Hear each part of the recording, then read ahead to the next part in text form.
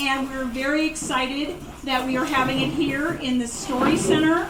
I've heard this is the first meeting ever in the Story Center, so yay! And there will be plenty more. We're going to have 4 community meetings this year, plus there'll probably be other types of meetings in the future, and you can look at our website for that. But the 4 community meetings will be a lot like this, where we'll have food and we'll have information for you, and we'll have informative speakers come and talk, and then also you can ask questions of the speakers.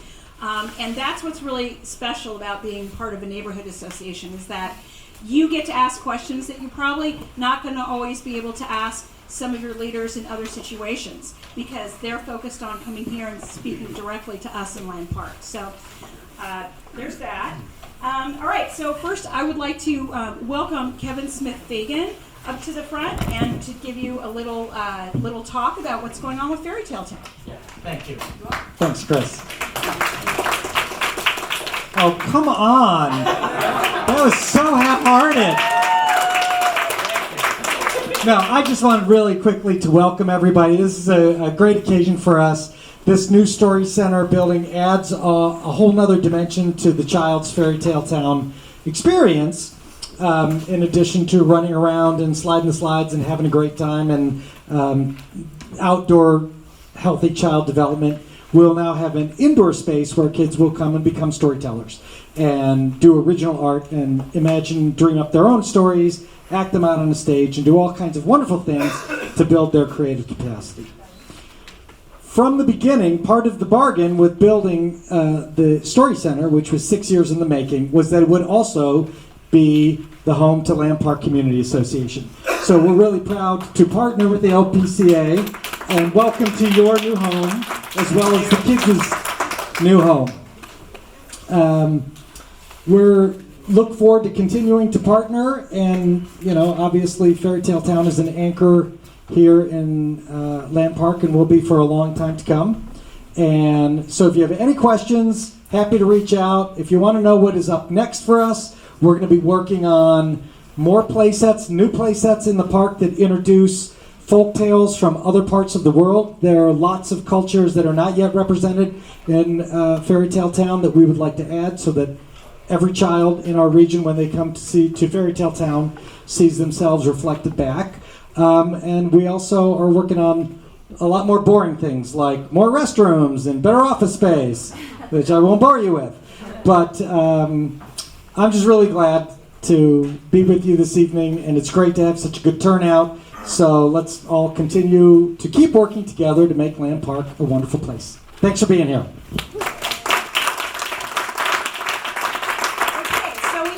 Minutes. We're still waiting for Rick. He'll be here in just a couple of minutes.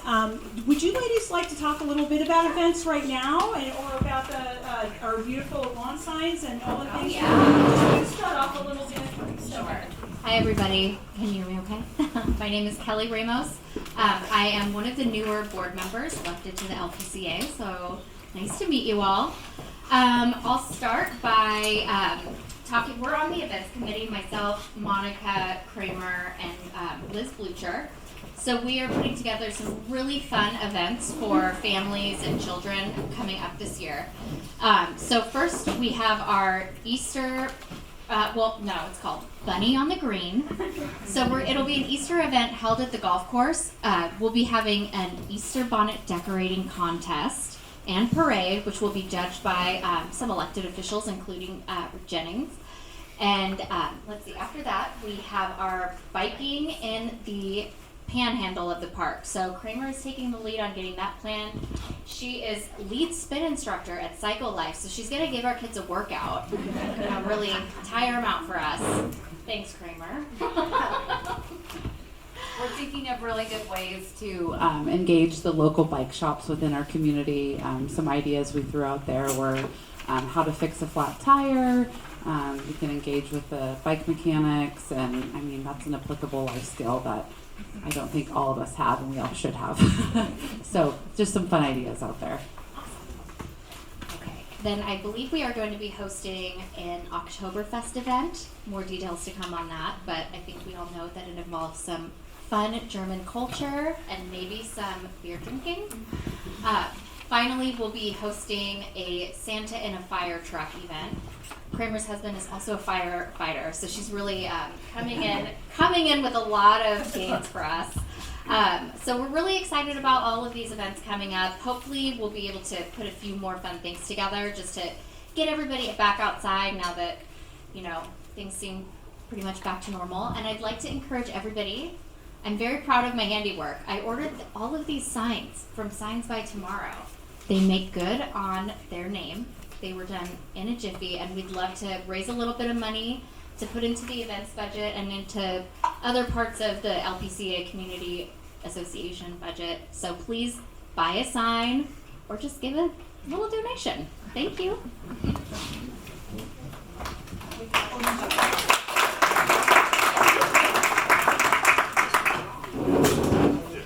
I'm Monica Robinson. I have spoken a few times prior to becoming a member at some of our meetings that were held in the theater area. I was a district attorney since 2005, and now I'm a deputy county counsel. So I mostly deal with children that are in bad situations is the best way to describe my current assignment. I will be your public safety chair, and I'll be partnering with the police department, the sheriff's department, our park rangers to try to, I mean, it's a big pink elephant in the room. Public safety is not good in Sacramento. And we're going to do everything we can to help our community stay safe. We're thinking about doing some events to help with, if you want to have pepper spray or self-defense classes, and also just encourage people on what to do when you see a crime. I've spoken a lot about this in past events, but if you see it, you call on it. The police department and park rangers, they allocate resources based off of what they see and what they hear. So if you don't call, they think nothing is going on in your area. And I think we obviously try to help our homeless population when we can, but when you do see a crime and it is in that realm, we now have resources we can help that person, but if you don't call, that person cannot be helped. So I will answer questions, emails, all my information is on the website, but I look forward to hopefully trying to make Land Park safe again, along with all of Sacramento, because I think everyone in public safety is really trying to do that, and in California. So I'm also on the brighter side helping with the events committee and the bunny, because I have little kids and I want to be safe, but I want our area to be fun for them, because that's, I think, why we all moved here. So thank you. Isn't this exciting? And I know there's just a few people on the board. We actually almost have a full board right now, which is hasn't happened in 10 years. So we're very excited about this year. There's a lot of good energy. So I'd like to invite Rick Jennings, your District 7 City Council person, to come up, and he's going to let you know some updates that's going on in the district and answer some questions for you.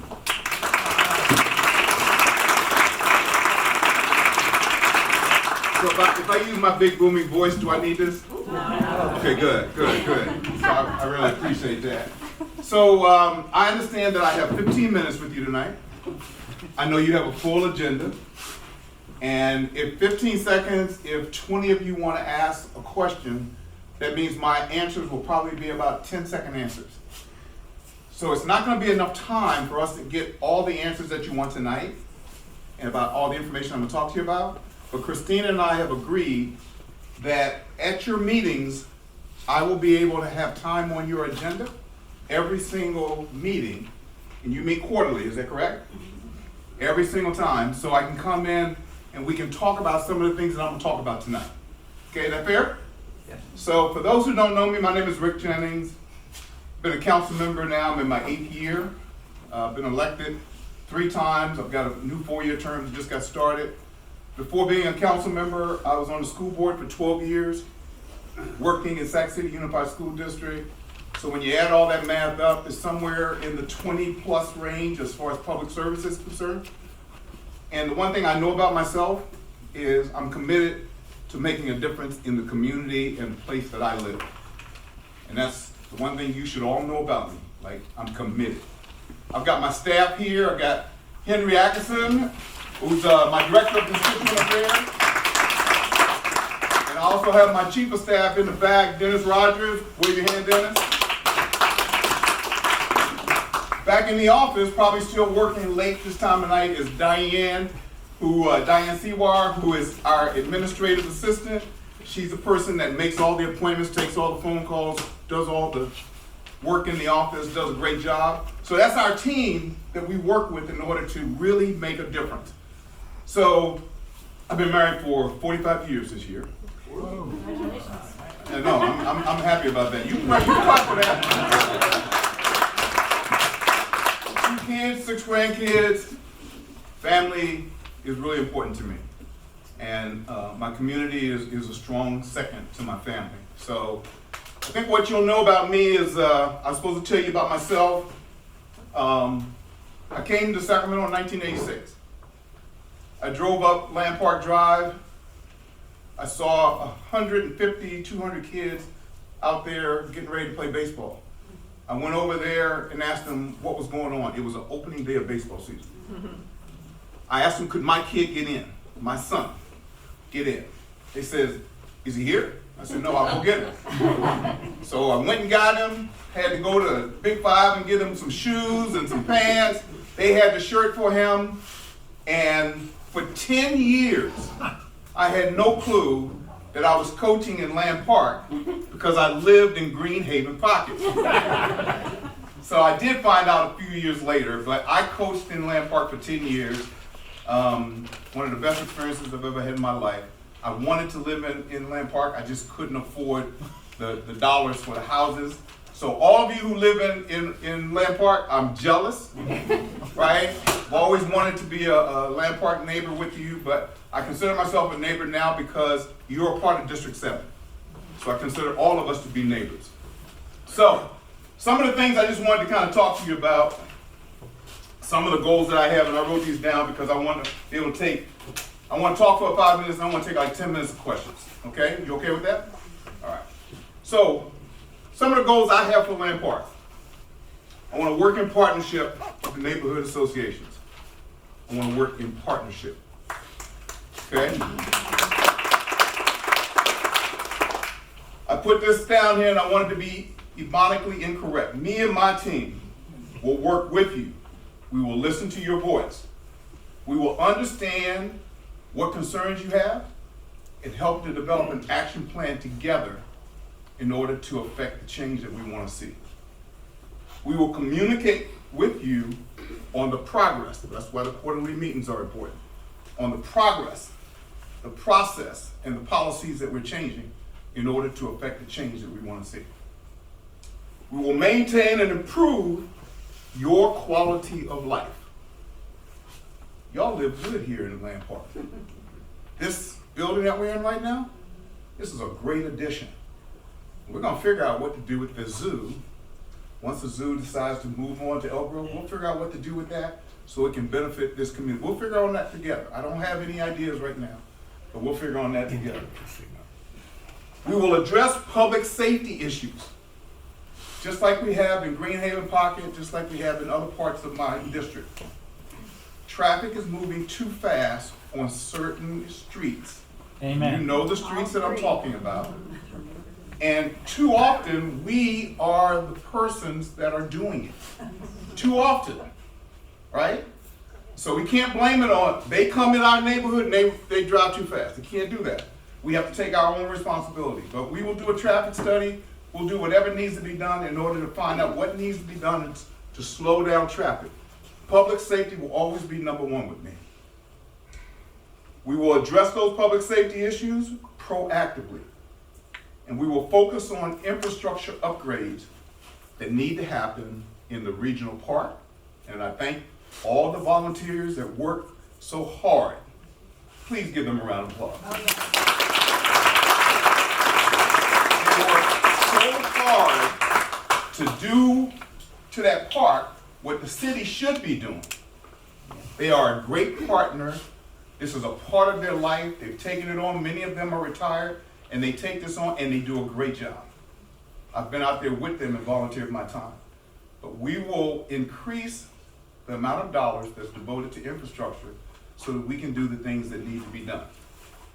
Here's what I'm gonna say to you, and I'm gonna be as honest with you as I can. I am not looking for quick fixes. I'm looking for fixes that we can sustain over time. So when I talk about a traffic study, I want to do some things that are going to be effective for a period of time. I don't want to put a Band-Aid on a big problem. And so public safety is important. Traffic's going too fast. That means our kids are in danger. We're in danger. We got to do something about that.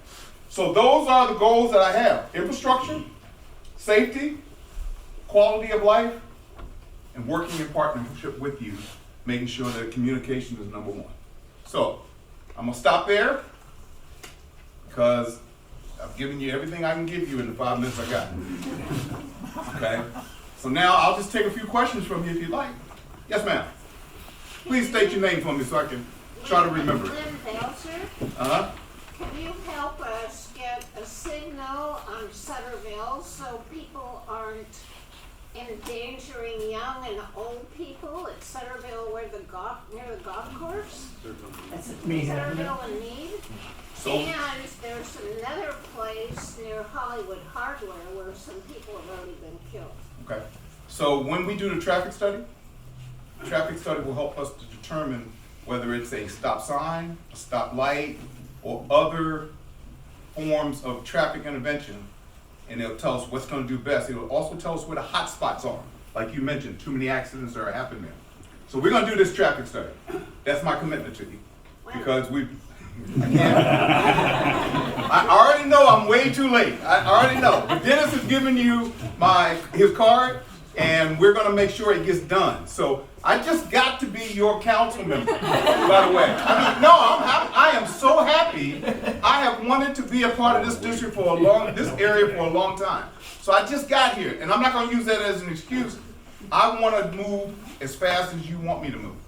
But we're going to do this together. It's not going to be me. I don't work for you, I work with you. And I want to make sure we understand that. We work together. Okay? So it's going to be sooner than, so I'll get her and then I'll come back to you. All right, so actually I can help out. Okay. I've been on this discussion I didn't just arrive here, I've been on this for a while. My name's Jennifer Holden. I'm the Mangan Park Neighborhood Association lead. And the area on Freeport that she was talking about is being heavy in accidents. Just in the last week or two, the City Council passed the new Freeport Boulevard Transportation Plan, which has 3 new stoplights on Freeport. All right now. 2 of them are pedestrian crossings in the area that you're concerned about. So the Freeport part of your concern, it's already addressed, it's passed, it's funded, it's going to happen. Good. Good. All right, somebody else. Thanks for that information. Give her a round of applause. Come on. Come on. Dale Claypool, I've got a bicycling question. I wanted to thank you for your support of the Del Rio Bike Trail. I know that's under construction and happy to see it. Well done. Hey, wait a minute. Wait till we start talking about the entire trails network. I mean, that connects this entire region to each other. And So you just are seeing. That's my question. I'm just giving you a taste right now with the Del Rio Trail, because when it's all said and done, before I close my eyes, we're gonna have a trail network for bicyclists and people who want to walk and run, and we're gonna have something bigger and better than you've ever seen before. It's gonna connect communities that have not been able to connect before, so it's a big deal. And that one area of that whole length is the Sacramento River Bike Trail, the area through the pocket. So you know, and I'm gonna interrupt you only because you gotta hear this. You know, no council member since 1975 stepped up to what the council talked to them about doing when they opened up that bike trail. No council member stepped up to do it. I told people, don't vote for me if you don't want it open, don't vote for me. Because I'm gonna open that bike trail before I close my eyes.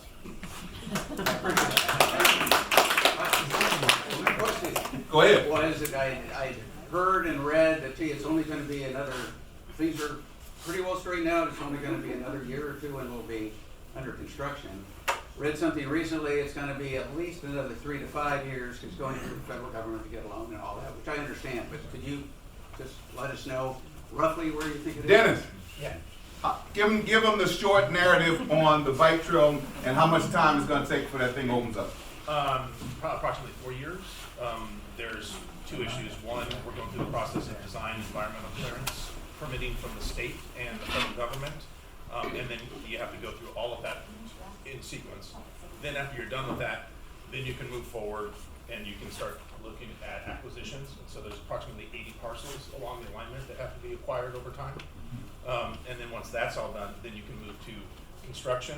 We're saying 4 to 5 years, depending upon when all of that happens, because as you well know, because it's a river, you can only have construction during a certain period of time, and so that may throw you off on a construction season. But as of right now, all of the studies, all of the processes to go through and get the permit and get clearance and move forward have been fully funded, and that's underway right now.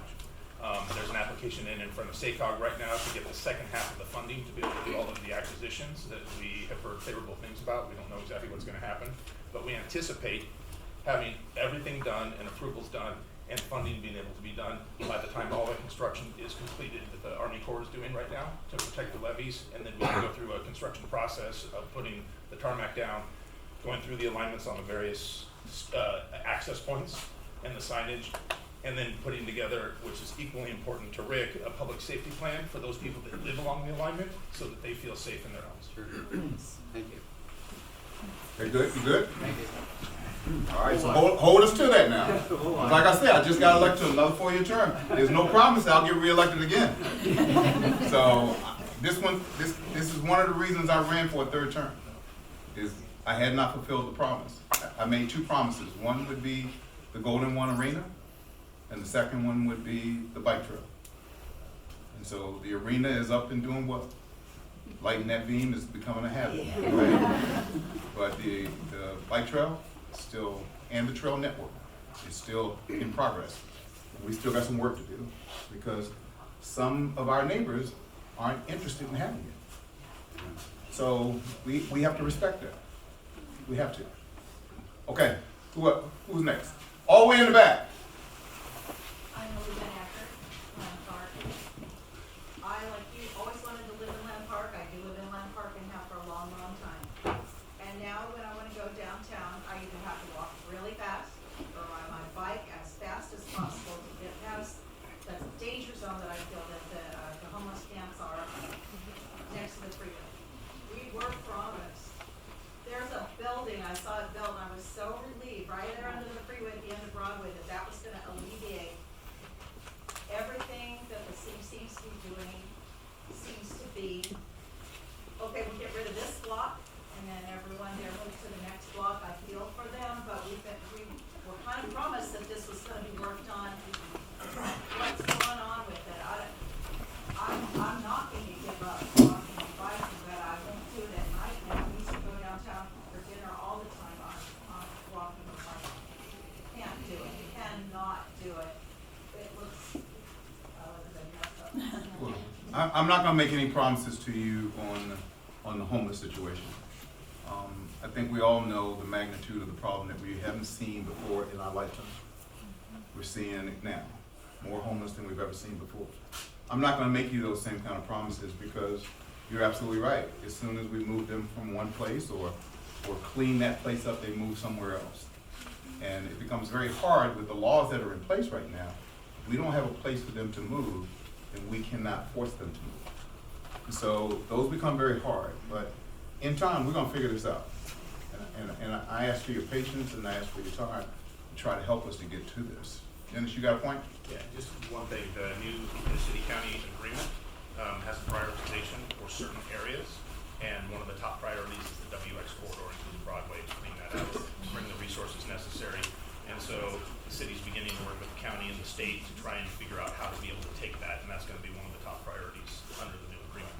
Again, we don't have a timeline on it, because they have to work through that process, as the council member said, relative to the restrictions that we have based on Boise decisions and other things. And so that's, but it's the top priority not only for Rick, but also for the entire city, and that's kind of I guess the best way to put it is the outcome of the city-county partnership that was embedded in part of Metro. And I told you when I came up here, safety is the #1 issue. Always will be. And she talked about the impact of her safety is as far as being able to ride or walk past those situations. So we will find a fix. We will find a way to correct this situation. We're looking at all the best practices throughout our country to try to figure out what we can do here differently than what we've been doing. But we don't have enough housing. We don't have enough places to put all the homeless that are out there.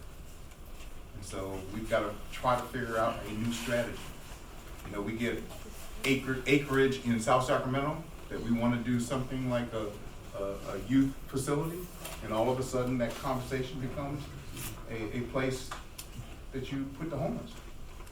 So what happens to our youth when we start saying, okay, we got to now put the homeless there? So I'm not willing to sell our youth short in order to do that, but we'll figure this out. We're working every day to figure this thing out. So we keep making improvements, and I've got an assembly member here in the room, so I know he's going to help us to do that. Thanks, Rick. We have a question over here from Not the Very One quick question, if I could. So first, thank you for being here. Appreciate everything you're saying. Second, I wanted to say, I know you had 2 promises you said that you are trying to see through completion. I'm hoping that you'd consider a 3rd strong commitment, and that is with the redevelopment that's happening on the Broadway corridor and all that investment that's happening now, plus the redistricting that has taken place, you're sharing a key boundary with another representative city.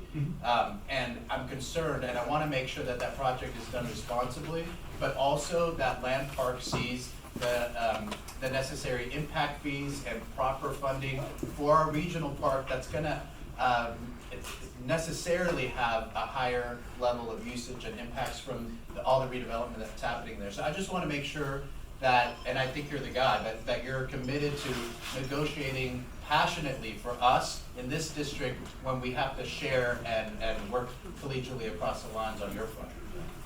I understand exactly what you said, and you said it very nicely. Yeah.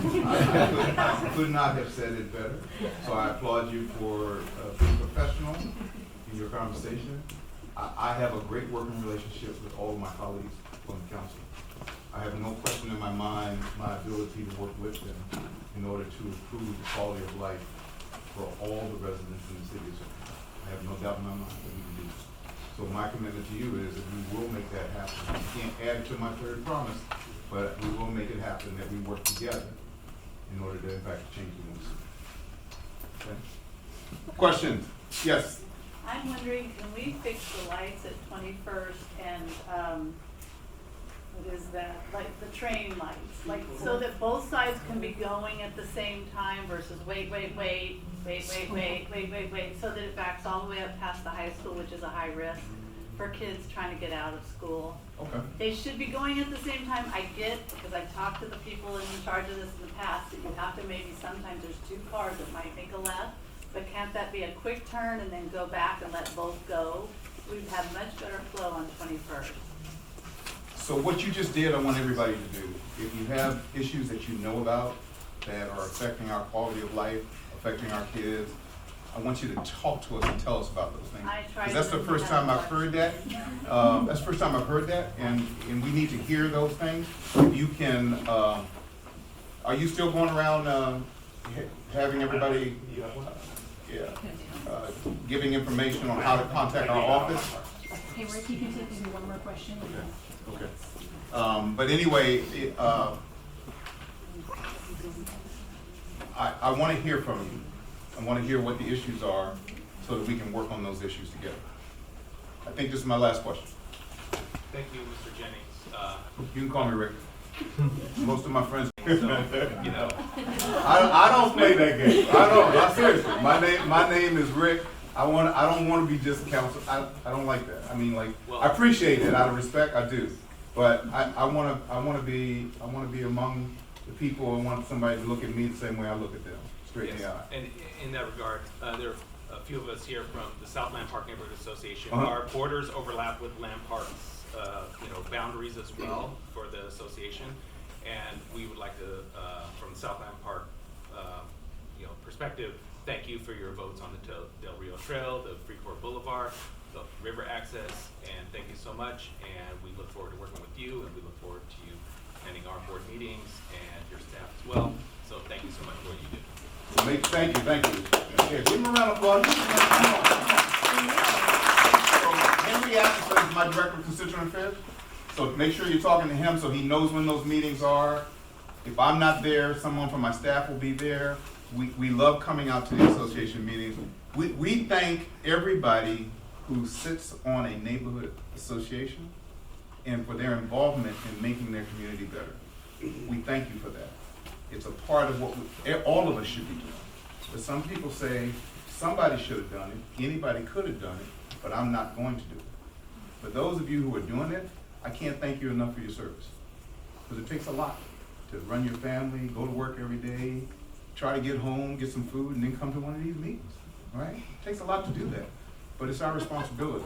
And so your community service to me is just as important as mine to you.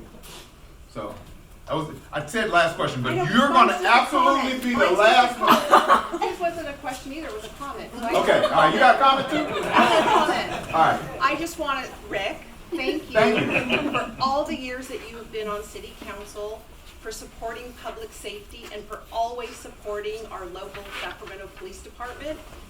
They deserve everybody's support. Supporting them. We have young men and women now that are out there in their uniforms. Crime is off the hook. And so everything that you have done the last 8 years, thank you. Thank you for those comments, and I know that everybody doesn't feel that way. I know that, right? But as a leader, sometimes you got to make tough decisions, and making tough decisions, especially as it relates to our safety and our security. I'm going to do everything all the time to make sure that we have a city that is safe. That's going to always be my #1 priority, because you can live anywhere you want, and if this city is not safe, and you don't feel safe in it. And we have had the pleasure of being the safest district in the city of Sacramento 8 years running. 8 years running. I'm not going to let that record stop now. I might as well keep it going. So now with the new district. Vote for the budget now. Thank you. So now with the new district of Land Park and Little Land Park and Z-Bird Park and Upper Land Park and all the things that we have that are now part, Curtis Park, that's all a part of this. You know, I'm really happy for what I have. And I look forward to representing each and every one of you. Like I said, we will do this together. That's what I want to see happen. I want to see us do it together. So, thank you so much. Thank you, Ray.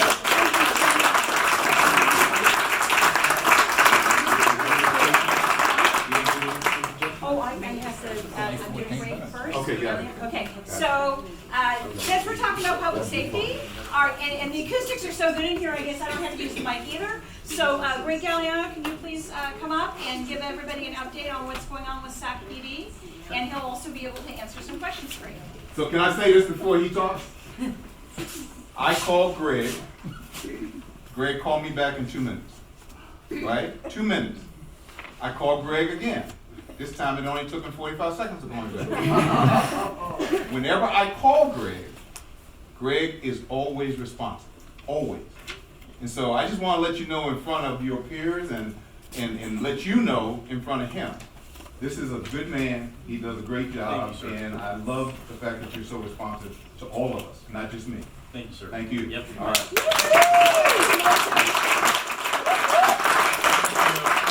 Hi, everybody. I'm Greg Galliano. I am your new executive lieutenant for the South area. Whoa! Fancy titles, not as cool as it sounds. I just took over for Brian Kinney.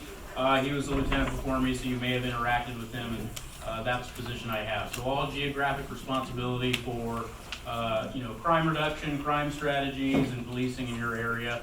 That's me. Before this, a handful of years ago, I was your late watch commander. So I ran late watch graveyard lieutenant out here in the South area in the whole city for a year and some change. And then before that, I was your South problem-oriented policing sergeant down here in the South area, working on community-oriented policing, neighborhood policing, all sorts of long-term strategies to issues that pop up in your neighborhood. Just like the council member said, long-term fixes, no band-aids with the POP team. Before that, I was the impact sergeant, so I was in charge of everything homeless outreach and mental health outreach for the police department for the city for a couple of years, and then before that I did patrol and other different forms of police work. So a lot of my time has revolved around either homelessness or community-oriented policing, especially specifically here in the South area. So I was really happy to get this assignment to come back here from my previous position, our internal professional standards division, which is everything internal audits, inspections, internal accountability. So I was really happy to put a uniform back on and come back out and work with folks and start police work again. Some of my priorities and our priorities for you as a South Command is to really be strategic in everything we do, because resources are limited in the world of policing, and that's not just here, that's nationwide. We're struggling as a profession to get folks through the door, and I'm sure if I asked all the business owners in the audience to raise their hand, you would all say you're struggling as well to get quality candidates through your door as well. And in fact, we're down just about every year. We've seen about a 50% reduction in the number of applicants, and it's definitely been a challenge, to say the least. But with that in mind, we're working harder and smarter to try and still provide you the service that we know we owe you. To that end, our number one priority as a police department has been and is going to continue to be violent crime and violent crime reduction as it relates to gun violence. Because really that has been on the surge throughout the nation, and the availability of personally manufactured firearms and gun crime that's associated with that is on the top of our list. And we have a lot of different violent crime reduction strategies and initiatives that we're carrying out as a police department, to try and focus on, not just who are the offenders who are most likely to commit violent gun crime in our community, but who are the folks who are already committing a lot of violent gun crime in our community, and focus our efforts towards accountability with them. We've also partnered with the Bureau of Justice Assistance in what's called the Public Safety Partnership Grant, a PSP, and working with our federal partners, the FBI, U.S. Marshals, and others, to try and really have a holistic approach to gun violence, working with them in some of their resources, as well as touring different jurisdictions throughout the U.S. to find what are best practices we can bring back here to our community to help reduce gun violence, because it really affects all of us, right? We've seen plenty of high-profile incidents to know that. So that's been on the forefront. I know here in Lamb Park neighborhood and Lamb Park community, we have a lot of other issues that affect you beyond gun violence, right? There's a lot of property crime and quality of life issues. Those are not, just because we're focusing on gun violence doesn't mean that we're ignoring those problems as well. We still have our problem-oriented policing team who takes those issues and tries to look at them from a long-term holistic stance, using data, working with stakeholders to try and find better solutions other than what we used to do in the past, right? Which was send, a bunch of police officers to work in a neighborhood, do some type of zero tolerance enforcement, which can reduce crime, but at the same time, that means many of you are getting citations for, speeding and or not using your turn signal, and really it doesn't help the neighborhood feel any better and doesn't fix our problems in the long run. And so we really reoriented our focuses towards that. I know Broadway isn't in the Land Park Neighborhood Association, but that being said, Broadway is definitely one of our focuses, especially as it relates to narcotics and quality of life crimes. The police department isn't your lead for homelessness. That's the Department of Community Response, and so we're not looking to address homelessness through narcotics enforcement. We're looking to address a lot of the narcotics and blight-related issues and pervasive narcotic dealing that exists out on the Broadway corridor. And hopefully through that we can start to reduce some of the safety concerns as folks make use of that corridors, and it starts to bring itself back to life with businesses. So that's a little bit about me. That's some of my plans and what I see for your neighborhood. As the council member said, I really strive to be as responsive as possible and answer emails, text messages, phone calls as quickly as possible to get you what I can. I don't always have the best answer for you. It's not always going to be a yes, I'm going to get somebody out there on it. It might be a that's not something the police department's going to help you with. Here is a resource who can help you. But we are committed to being responsive to you and getting you answers and partnering with you, and not just us deciding what are going to be the priorities for your neighborhood, but you deciding along with us what are going to be the priorities and how we move forward on them. So that being said, if anybody has any questions for me, anything I can answer, happy to try, give it my best shot. Oh, hi. Hi.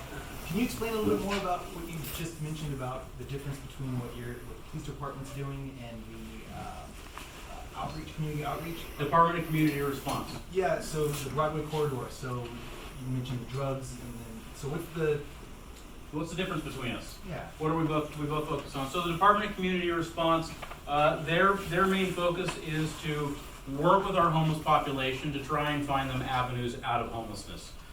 Work with service providers, work with available housing, conduct outreach. The city has been partnered with a number of different service providers throughout the years and recently stood up the Department of Community Response. And so really that's their mission and that's their goal. So they provide outreach to try and provide individuals a path out of homelessness, off narcotics. We work with a handful of other community-based organizations through the police department that the city has contracts with, and we work with them as well to have boots on the ground offering addiction support and services. And so this is a criminal justice free way out of homelessness and out of the narcotics lifestyle. Us on the other side, we do communicate with them, we work with them to try and have a collaborative approach. But we look at enforcing the narcotics laws, the open air drug markets when they exist in a long-term strategy, and then try and work with different property owners to do what we call CEPTED, crime prevention through environmental design, to help retweak the environment to a degree to make it so that it's less inviting to somebody who wants to use narcotics in public, sell narcotics in public, and hopefully prevent that long-term. Thank you. You bet. How do we contact them? Contact Department of Community Response. Okay, great question. Yeah, Department of Community Response. The way to contact them is through 311. That's how they respond. Just like us, you have to call us, you have to notify us, and you have to stay on us, right? That's how we divert resources, is based on where is the call volume, what is the call volume, and we move accordingly. Just like the council member was saying, they have their own challenges with housing stock and availability to get folks out of homelessness, but 311 is the number one way. And what's their response rate typically? I would love to answer that for them, but that would definitely be a question you have to answer for them. Yeah. What was the question? What's their response rate typically? Yeah, what's the response? It's days. It was literally days. Is it all? Because they really don't have Please enough correct me if outreach I'm wrong. workers. The call is what's important because it places that XY coordinate on the map. It's For sure. okay. So whether it's responded to or not, it's how many dots that concentrate in that problem area. And not just that, right? they have to prioritize their resources throughout the city as well. And it's based on size of encampments and all sorts of factors they have to consider. I understand your frustrations with that, and I'm sure they wish they could be far more responsive, but I can't answer that question for them. I see a question right here in the back of black jacket. Can you share with us when we should report to 311, when we should report to non-emergency, and then hopefully we all know when to use 911. But how do you differentiate between those? That is a great question. So number one, if you're ever asking yourself, should I call 911? If I'm going to be calling the police department, should I call 911? The answer is yes. Right? If you call 911 and you get a hold of a dispatcher, they're not going to say this was a non-emergency. You should have called the non-emergency line. They're not going to talk to you that way, right? They are going to still work with you and figure out what the problem is and dispatch accordingly. So if you see any type of emergency, you're concerned for safety, you feel like it's a 911 call, call 911. Our non-emergency number is for issues that you see that are public safety related, but don't rise to the level of me saying I need a 911 call right now. If you see suspicious activity, if you see something that you're concerned about, but you know that you may be waiting on hold for a minute or two, non-emergency call. 311 is just for I see a homeless encampment, right? There is a homeless encampment, there is a person camping at this location. You call the non-emergency number 911 if you see a public safety issue at that homeless encampment, right? If you see fighting, if you see narcotics use, if you see anything that you would call the non-emergency number for elsewhere at a homeless encampment, you call the non-emergency number for 911. In fact. So that was my question, but throwing 988 into the mix now too. Can you explain how we should be using that? And is it functional in Sacramento right now? I don't have a good answer for you yet. Yeah, that's a mental health crisis line. Yeah, and I believe we are still building that as a police department. So I do not have a good answer for you yet, but we will work to get one to your neighborhood association as soon as I have one. But I think that the 988 law just went into effect, which means obviously there's going to be time before we fully stand it up. Okay, we have time for one more question. One more question? I'm not quite sure how to ask this question, but in response to the woman earlier was talking about that she doesn't feel safe to go downtown from our area. And I used to always feel pretty safe around homeless people in general. Can you give us some objective measure of, should we be afraid to walk under the freeway? And I know you can't give me an absolute answer, but some sort of perspective. That's a tough question, right? I live here in the city, downtown, and so I hear your concerns of like when you feel unsafe and blocks you want to avoid or street corners you want to avoid. I can't necessarily give you an objective measure. I would tell you what I do anytime I'm walking around is I ask myself, if I don't feel safe, I don't go. Right? I trust my gut, I trust my judgment, I trust my instincts. And if I see an unsafe situation, like anybody else, I would call it in. So would you always avoid walking past as a pedestrian an encampment area? For me, I have years of experience, right, with homelessness and all How that. about your mother? But for the average person, if you see an encampment and you feel unsafe, go to the other side of the street. But that being said, in general, homelessness does not equal violence, right? It doesn't equal violence. It doesn't equal narcotics use. It doesn't equal those things. And so it's truly a situation where if you look at this and you feel unsafe, you feel uncomfortable, the answer is go a different direction. Go the other side. Okay, well, thank you so much.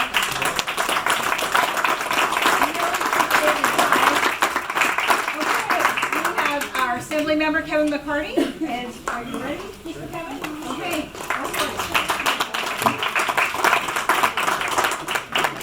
Good evening, everybody. Thank you. I recognize a lot of faces here. Great to see the new board here, the next generation of land park stepping up. I know this is a highly coveted, highly compensated job, right? Kind of like being in the assembly. When I came here tonight, I was locked outside. I almost had to jump the fence. But we called and got in, and I thought that I worked a couple years ago, 2 years ago, to get a couple $1 million to build this new Fairytale Town Storybook Center. When I did the tour, the first question I asked them is, will the Land Park Neighborhood Group be able to meet here? And so here we are. So the answer is yes. So I'm glad to see it work. I have to work on the gate for the late arrivals. But, yes. But anyway, so I know we have 10 or 15 minutes. I'll just talk for a couple minutes, and then I really want to hear from you to ask questions. So I am the assembly member for the 6th district. So it's most of Land Park. I represented this area for the last 8 years. The new part I have of Land Park is roughly between Sutterville down to 35th Avenue, so kind of the South Land Park area, and just south of Sutterville over there. That wasn't part of my district. So I'm very familiar with Land Park. My wife and our 2 kids and I, we live in East Sac. We may be coming to high school here next year at McClatchy, our 8th graders. We're debating between McClatchy and CG right now, so we haven't quite decided. But I love Land Park. This is certainly a great part of Sacramento, and I was on the city council for 10 years, so I'm very familiar with the neighborhoods and issues. And I know we have hot issues in California. Today there was just a survey in California, and the top 2 issues for people in our state are housing and homelessness. And I want to let you know that we're working at that at the state level. There's so many things, there's certain things the state can do, and certain things that frankly are on local government. So we have our part to do, which I'll talk about in a second. But I want to talk about a couple cool bills that I'm working on that may be of interest of Sacramento. One I may have read about, adaptive reuse, focusing on our downtown state buildings, which aren't as utilized anymore with state workers, and how do we turn it into housing downtown. We have a housing crisis, and we have an activity problem with downtown as well. We need more positive activity in downtown, making downtown more like Midtown. So I put some, the governor signed my bill a year ago, we put some money in the budget.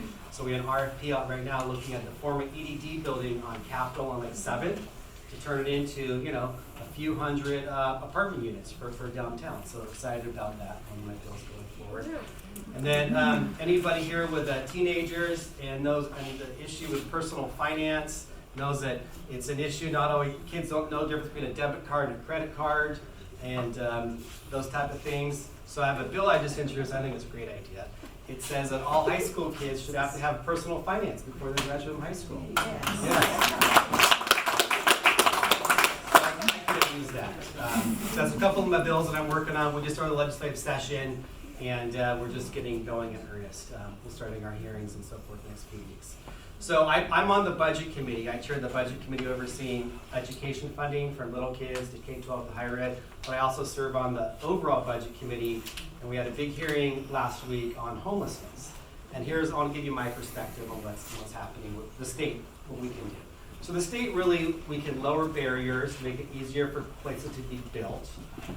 We can provide land, which I've worked on providing some potential land at Cal Expo for housing and other remnant state parcels like Caltrans. We can also provide money for cities to help deal with homelessness. We've had a boom in the economy the last few years, as you know, like no budget in the last 100 years. And we muscled up and put about $12 billion the last 4 years to cities to deal with homelessness. And by some accounts, it hasn't gotten much better, and maybe sometimes it's gotten worse.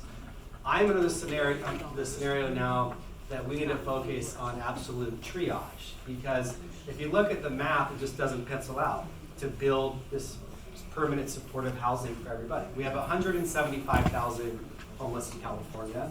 Permanent supportive housing at $600,000 per unit is north of $100 billion. So if I said in the last 4 years, in the best budgets in the history of California, we muscled just over $10 billion to provide money for homelessness. The money's not going to go around. So in my perspective, we need more situations like we have at Miller Park, you know, because we can provide some monies for cities to do some housing for like 5% of the population wins the lottery. And 95, if I go to my constituency, we have 5%, we got solutions. They'd be like, what about 95% with no solutions? You're sleeping in the rain or in the middle of intersections and causing problems. So we have a crisis on multiple levels, but my thing I'm pushing, and I think a lot of my colleagues in the legislature are saying we need to make sure we focus our money on the crisis before us now, such as emergency housing and shelter. So that's kind of my priority going forward. Also realize too that there are some behavioral health issues as well. We're starting this program in California in a few counties. Sacramento wasn't the first one, unfortunately, called the Care Courts, focusing on people that have serious mental health challenges and are living on the streets, to give our public safety officials, you know, the right to go take care of people, because being free out there and you know half naked and wounds all over you and screaming top of your lungs, you're not free necessarily. So I think that we have the obligation to really step up and focus on those issues. We're also working on a bill this year to change the definition of gravely disabled for people that are homeless and have serious mental health challenges on the streets as well, to work on those issues. So not a panacea, but the state again is the banker for a lot of the cities to deal with these issues. And I think as we go forward, we need to make sure that we focus our money on emergency shelter, because otherwise we're not going to be able to make a serious dent in the issue. And I know we only have so much time, so let me stop talking. The other half of my time, I'll entertain questions from anybody or comments. Yes, sir. Yeah, Rick Stevenson. We've met many times. Yes. A lot of friends and I are very concerned about what's now called the Capitol Annex. When I worked there, it was called the new building and the old building. And frankly, we don't want to see it demolished. What happened at the courthouse, we had an 1854 courthouse that was absolutely gorgeous. And it was demolished in the 1960s to put up a courthouse that they now say is inadequate. You've got other public buildings, frankly. The Tower of London's been kept updated for almost 1,000 years. There's no reason why that building, you talked about adaptive reuse, there's absolutely no reason why that historic building two of the most important people in the United States, the second half of the 20th century, Earl Warren and Ronald Reagan, their offices were in there. It's huge historical significance. That building should not be razed. Yeah, you know, that's the most visited place in California, more than Disneyland. Yosemite is our state capital. You know, some people come through there on a regular basis, school kids and people affecting government. We did hire experts and looked at adaptive reuse, decided because of a variety of issues, it wasn't financially viable nor feasible. So we came to the conclusion on a unanimous bipartisan vote to build a new Capitol Annex. And the demolitions already happened. You see the shell outside, but the inside is pretty much gone. So in the coming weeks, you will see the whole thing go down. There is a court decision focusing on the west side, the entrance, and some of the building materials that we have to recirculate the EIR. But the project is going forward. I support it. I think it's going to honor the history of the state capitol, the historic building, the dome, but also make it more friendly for people like you to come talk to your lawmakers. Does anybody else have any more questions? Hi, Yes. Hi, I'm Kramer Greenberg. Question for you. So I work in criminal defense, and there is still some confusion amongst my colleagues about the difference between Prop 36, you know, that was defunded significantly by the Schwarzenegger administration, and Care Court, and what the differences are and the similarities and how that will impact the system. I just am wondering what your feedback is. Well, I think Prop 36 is more the drug courts. Right. But the care courts are for individuals who basically, you know, 40 years ago, they would go to the state hospitals, mental hospitals. And we got rid of that, the Blanchman Act. And they said, oh, communities are going to do that. And communities and counties, you know, haven't done so. So this really focuses on the extreme. Like there's one fellow in San Francisco that was taken to the ER last year 200 times in 365 days. My husband's a firefighter. Yeah, so so we have people like that. So this really is focused, and if those people aren't in imminent danger of 5150, you couldn't hold them. So this would allow courts to say, you know what, in the best interest of the community and you, we can hold you. It's not a panacea, there's not room for everybody, but I think there are, and as I think our lieutenant, I'm not sure is his title, would say, there are certainly people that the PD sees out there all the time, they realize, you know what, this person's a great candidate for this. And so it's our hope that some of the, you know, the most egregious instances out there are people that frankly need help. Right. And they need help. And so this will allow us to do just that.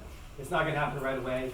We're started out as a pilot in like, I think it's 5 or 6 counties, and Sacramento was not one, unfortunately. So we'll have to be ready for round 2.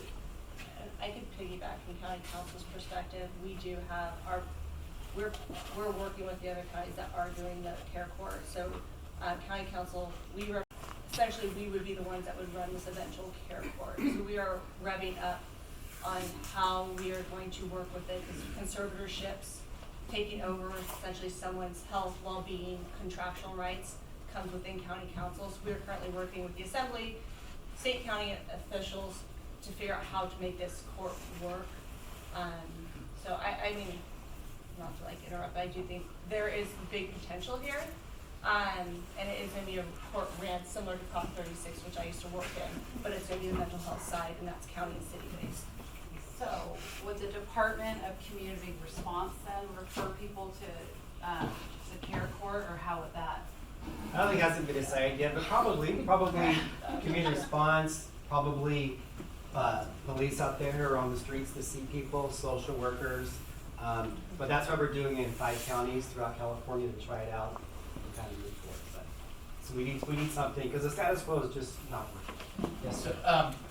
It's totally a different direction here, Yeah. but we always talk about the park and all these other things about Land Park, and we're family focused, but I feel like most of us are pet oriented people, and there's a new bill, AB 595, that was just introduced. It basically would put a 72-hour public notice requirement on animal shelters. The reason I bring this to your attention is that Front Street does not currently publicize when an animal is basically set to be terminated, and I'd like to see that get, bipartisan support if possible, because I think it's a problem statewide. So just bringing that to your attention, maybe. I did see that. I also heard something on NPR the other day that says that dogs being euthanized after the pandemic are just soared, in large part because inflation and cost, people can't necessarily afford being a pet owner. I think that's a great idea, and I don't think it's going to add too much cost if you're going to put a pet down. 72-hour notice is not going to make or break the facility. Yes, sir. Just a couple comments, and maybe you can come back next quarter and update us, but seems to me a year or 18 months ago we had a big announcement that the state had a $100 billion surplus. Yes. That seems to have disappeared, kind of gone the other way. I'm not asking for an explanation now, maybe you can come back with it. Would you feel comfortable bringing your family to Miller Park for an outing? Don't want an answer now, think about it coming back. Well, I'll give you an answer. Okay. Because someone asked earlier, your family, I have 8th graders, they walk home from Sutter Middle School. I live on 39th Street, they walk under the underpass, by through tents every day. And these tents are probably 7 doors from my house. So it's not like I'm a fancy politician who have security guards and don't have this. I'm just like you, just as frustrated, and so it's a problem for all of us. Would I rather have them at Miller Park than sleeping on Broadway? Yes, because there's restroom facilities, trash cans, and you can have services in there to help get people off to a better location. So it's there's no easy answer. Oh, I realize if someone that. says there is an easy answer to solve homelessness, they're full of you know what. Yeah. But I think we need to focus on emergency type triage. Real quick on the budget, we had a surging economy after the pandemic, a lot of capital gains revenue from the wealthiest in California coming in. We use those monies for one-time things. That's the good news. We put the majority of it to a rainy day fund, use a lot of it for one-time things like investing in things like Fairytale Town, literally right here. I did get $25 million that I gave the County Board of Supervisors to do a homeless facility along the Parkway to get people off the river there as well. We also gave rebates. Some of you may got the debit cards in the mail, the Golden State tax rebate. The majority of it went to paying off all debts, putting in the rainy day fund, using one time, very little for ongoing stuff. But the softening economy is putting the budget situation in question. We don't necessarily know what the revenues are. It's a strange economy because we have super low unemployment. We have high inflation. We haven't seen an era like this, but we do have a softening of the state budget. It's going to be really difficult this year to pass the budget. I may not know this quarter. You know why? The IRS just announced yesterday that people don't have to pay their taxes until the fall. Well, we pass our budget in June. So we're going to pass the budget guessing how much money we have coming in. So we're going to have to do like an interim type budget. So I'm going to have to come back a year from now to give you your answer. Well, I had two other concerns. Yeah, one, the administration in Washington gave the states, which supposedly filtered down to the locals, a whole bunch of money for infrastructure. Yeah. Our roads seem worse than ever. I mean, whether they're state highways, county roads, city roads, they don't seem to be getting any better. And then the last thing was, you say, your 8th graders trying to determine whether, with your input, yes, CB what do you think, McClatchy? CB, brother. Well, the question I would throw to you that I'm sure you're wrestling with, but I put out there, is it a question of the quality of public education versus the quality of private education? And either way, you and the rest of us in this room are paying the bill for the public education. Yeah. So if it's an issue of the quality of the public education, at the state level, we have to start doing something about the local school boards and things like that, the quality education and everything associated with it. I don't want to get into any details, but just things maybe to come back with us in a quarter and tell us how we're doing. Well, real quick, we have two great choices. It's not about public and private, it's what's kind of best for our kids. And we have rambunctious teenagers. If anybody has advice on how to deal with two 14-year-old twin girls, I'll take that as well. So we're trying to find out. Good luck. On the infrastructure, that takes time to put the money out, but they just announced that some of the airport expansion is going to be used for federal money. A lot of our water systems, the dams, and basically stormwater capture during these storms, so the water is utilized here and saved here for a rainy day, as opposed to going out to the ocean. A lot of those things are in the pipeline, so we will see a big improvement with infrastructure right here locally. One more question. Okay. More of a comment, but I work in state operations myself and go to one of those mostly empty office buildings once a week. And I just wanted to compliment you for developing that innovative solution of what to do with those state spaces. Because not only is it a bad use of resources, but we have such recruitment challenges right now at the state, and allowing us to continue to use telework as a really powerful retention tool has a huge impact. So thank you for putting that forward. Yeah, and I think that's the future. It may not be all remote, but it may be a combination in order to get the best employees. So we're seeing that not just in government. People are blaming the state, but you go to law firms downtown, big accounting firms, it's the same type of thing. So we need to figure out how that's going to impact society. And Sacramento, as we know, is the government town. So I'm really concerned about the future of our core, and this is a potential solution. Okay. Well, thank you, Kevin, so much.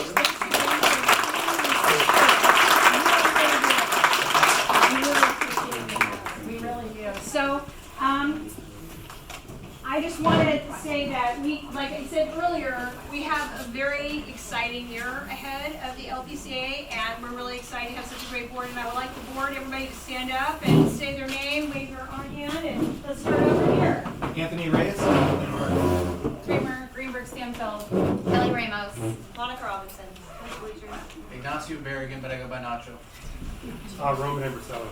Michelle John Bell, Schade. Rick Stevenson. Christina Rogers, Vice President. So thank you so much for coming. Feel free to get a lawn sign if you're not a member. You can get a deal with the lawn sign and a new membership. And yes, Beverly? If you still have your ballot, can I collect that from you now? I was in your office yesterday, meeting with Gary. Yeah.